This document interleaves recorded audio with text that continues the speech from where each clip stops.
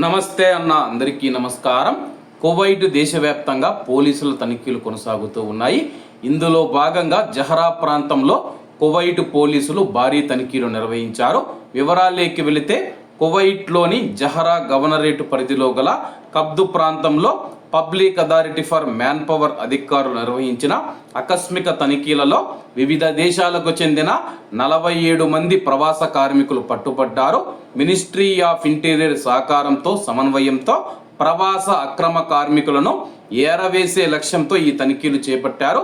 ఈ తనిఖీలలో మొత్తం 47 మందిని అదుపులోకి తీసుకోగా వారిలో ఆర్టికల్ 18 సూన్ వీసా కలిగిన వారు, నిబంధనలు ఉల్లంఘించిన వారు 25 మంది ఉన్నారని చెప్పి, ఆర్టికల్ 20 ఖాదీం వీసా ఇళ్లల్లో పనిచేసే వీసా కలిగిన వారు 22 మంది ఉన్నారని చెప్పేసి పట్టుబడిన వారిపైన చట్టపరమైన చర్యలు తీసుకున్న అధికారులు తదుపరి విచారణ నిమిత్తం వారిని సంబంధిత అధికారులకు రెఫర్ చేశారు.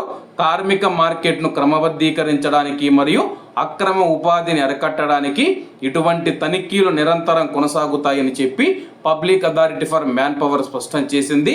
కార్మికులు మరియు యజమానులు తప్పనిసరిగా దేశ చట్టాలను గౌరవించాలని చెప్పి అధికారులు హెచ్చరించారు. ప్రస్తుతం కువైట్ దేశవ్యాప్తంగా మనం చూసుకుంటే భారీ తనిఖీలు జరుగుతూ ఉన్నాయన్నమాట.